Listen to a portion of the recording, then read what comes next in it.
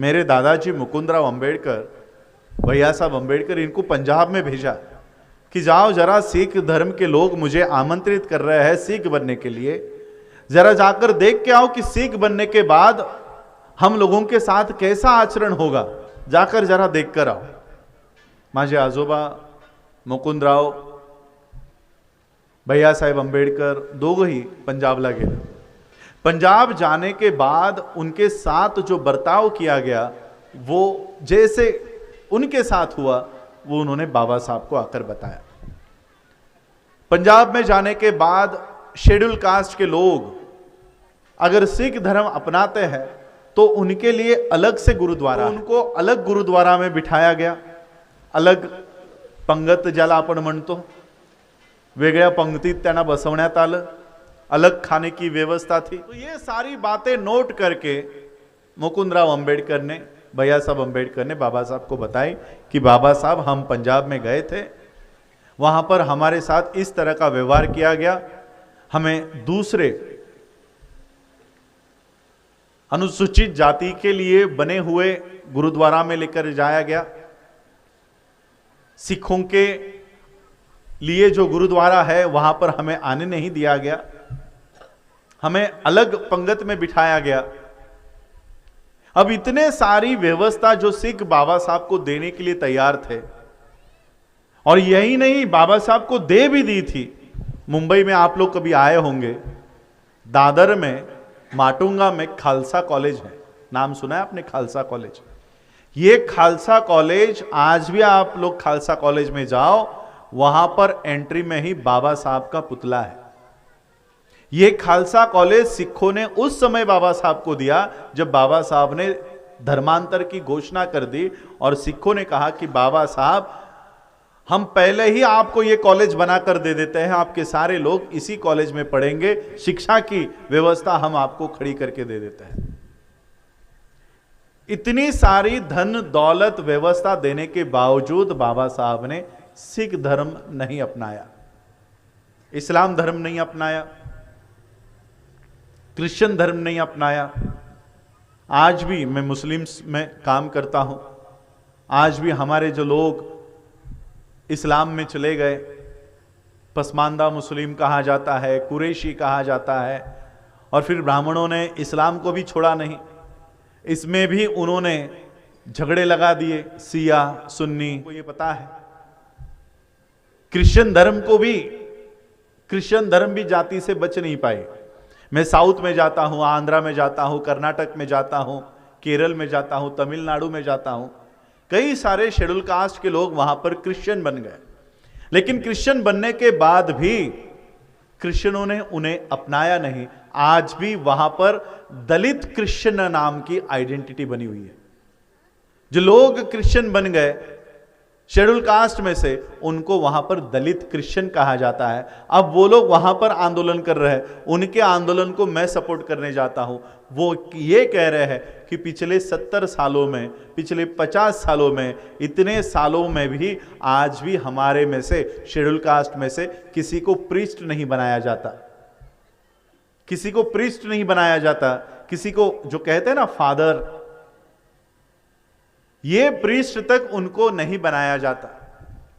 अब हमारे यहां पर बौद्ध भिक्खु बैठा है, किस जाति से है, किस उपजाति से है, कोई बता पाएगा? नहीं बता पाएगा। यही नहीं, हमारे यहां पर भिक्खुनियां भी दिखाई देती होंगी आपको, भिक्खुनियां भी। जब आज देश में औरतों को उनके क्या कहते हो आप लोग, मासिक जो उनकी पीरियड्स होती है,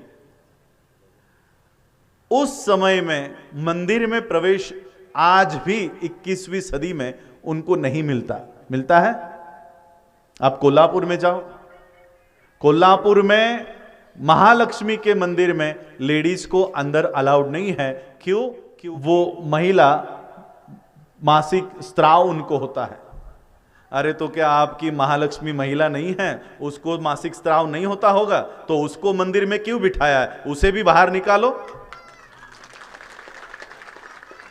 इसी मासिक स्त्राव के वजह से ये सृष्टि बनी है, ये अगर किसी औरत को नहीं होगा तो ये पूरी सृष्टि, ये पूरी पृथ्वी बंद हो जाएगी, ठप्प हो जाएगी, बच्चे पैदा नहीं होंगे।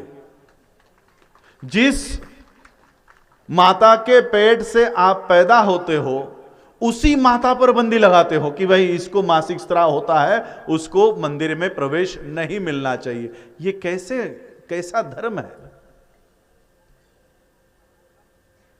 बाबा साहब ने इन सारे धर्मों का आकलन किया। आज देखो कर्नाटक में कल कर्नाटक कोर्ट ने यह बात कह दी है कि जो हिजाब होता है वो इस्लाम का भाग नहीं है। यानी किस धर्म की महिला क्या पहनेगी ये अब धर्म के लोग नहीं डिसाइड करते हैं। कौन करते हैं? कोर्ट में बैठे हुए जज। कल कोई कोर्ट कह देगा कि बौद्ध भिक्खु ने भगवा चिवर नहीं पहनना चाहिए, उन्होंने नीला चिवर पहनना चाहिए, तो क्या हम ये बात को मानेंगे? यानी आज रिलीजन में इंटरफेरेंस कौन कर रहा है? कोर्ट, संसद, आरएसएस। और ये किनके धर्मों में? जो वो बाकी धर्मों को नहीं मानते उनमें। वो मेरा विषय नहीं है। बाबा साहब ने इन सभी धर्मों का अभ्यास किया। इतनी सारी धन दौलत देने के बावजूद बाबा साहब अंबेडकर जी ने अन्य किसी धर्म को कबूल नहीं किया। और जिस धर्म को कबूल किया, बौद्ध धर्म को कबूल किया, उस धर्म के किसी भी व्यक्ति ने बाबा साहब को आमंत्रण नहीं दिया। कोई गए थे बौद्ध भिक्षुक बाबा साहब को मिलने के लिए? किसी ऑर्गेनाइजेशन ने बाबा साहब को आकर कहा कि आप बौद्ध धर्म अपनाओ, हम आपको इतने सोना चांदी देंगे, इतने बंगले देंगे, इतनी गाड़ियां देंगे, इतने कॉलेज देंगे? किसी ने आकर कहा बाबा साहब से? बल्कि जिस वक्त बाबा साहब अंबेडकर जी ने बौद्ध धर्म को अपनाया, उस समय बौद्ध धर्म के पास अपना कहने जैसा कुछ भी नहीं था।